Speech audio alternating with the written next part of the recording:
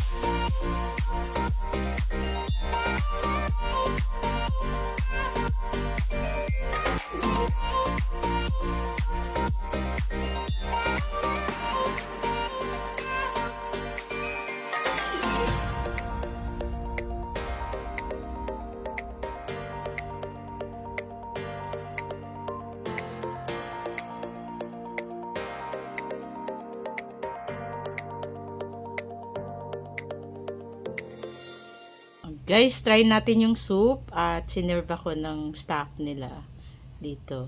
Yung kanilang vegetable soup.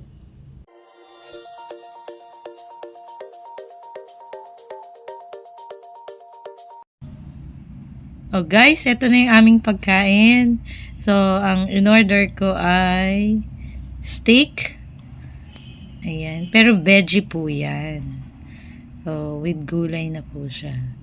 So, guys, tikman natin, ha? And sa kasama ko, meron din siyang in-order. Pero wala siyang rice. Ayan. So, meron din po akong in-order na isa.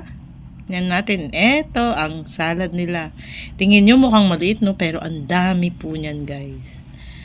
Ang dami. Tapos, mango puree, yung kanilang sauce. So, ito ay kakaiba. Kaya, abangan nyo, panoorin nyo hanggang dulo kung mauubos ba namin itong salad na to. And I have carrot juice. Yun. First time ko natikman dito sa Eco Lodge ang carrot juice. So later, papakita namin, no, kung mauubos namin yung mga pagkain. Malaki po yan. Mukha lang maliit sa picture. So, yan po yung order ng aking kasama. Wala siyang rice. Siya naman yung walang rice ngayon.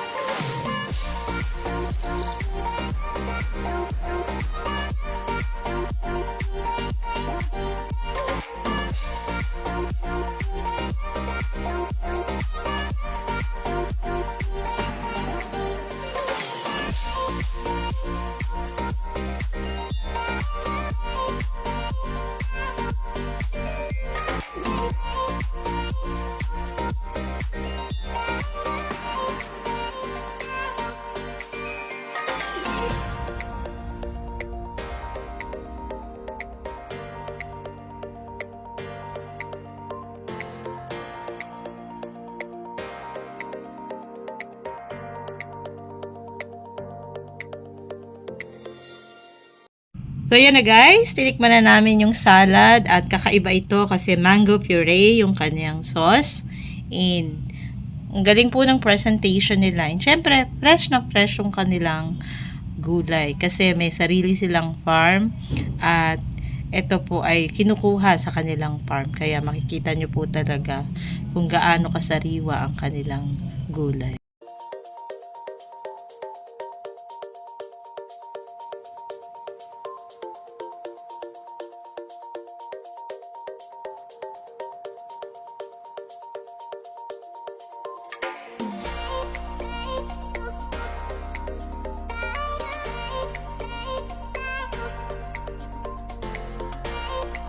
Hindi kami gutom. Hindi kami gutom, guys. Gusto talaga namin.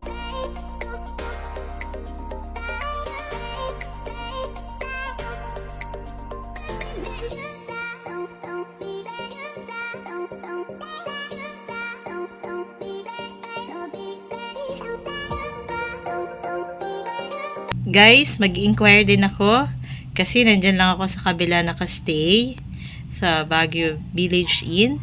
And syempre, napaka-accommodating naman yung kanilang staff. Ayun, nag-inquire ako ng kanilang room at ito yung kanilang room. Standard room, barkada room, family room, and executive room. At nakita ko na meron silang free breakfast. Kaya guys, next time siguro pagbalik ko, dito naman kami.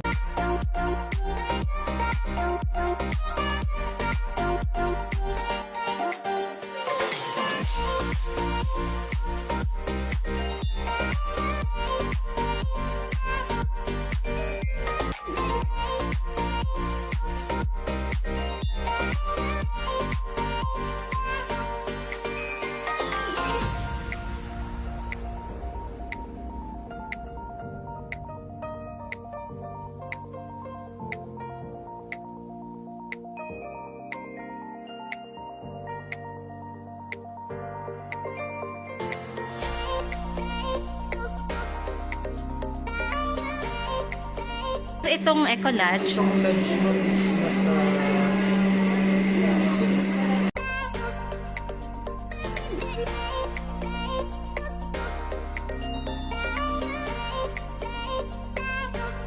6. Taga-Abra siya. Abra po. Abra. Yes. Tapos naisip niyang mag-business dito. Ng proper, meron no. May farm po si Sir Elmer. Baka gusto nyo rin pong po. Open ba yun for ano? Restaurant din din po siya. Bali ito po. Sige, sige.